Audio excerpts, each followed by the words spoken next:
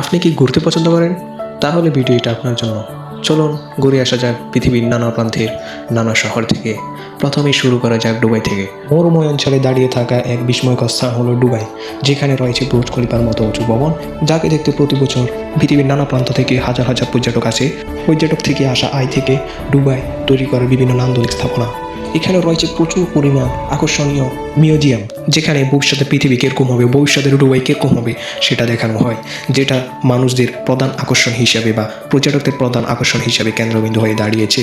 এছাড়াও দুবাইয়ের আরও আকর্ষণীয় স্থান হচ্ছে তাদের উন্নত প্রযুক্তি ব্যবহার করে উন্নত সব বিল্ডিং। বছর লক্ষ লক্ষ পর্যটক এই বিল্ডিংগুলোতে থাকে।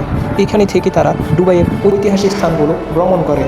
এখান থেকে দুবাই সরকার লক্ষ লক্ষ ডলার আয় করেন এবং বিভিন্ন নান্দনিক স্থাপনা তৈরি করেন, এবং এগুলো দেখতে আবার পর্যটক দুবাইয়ের মধ্যে আগমন হন।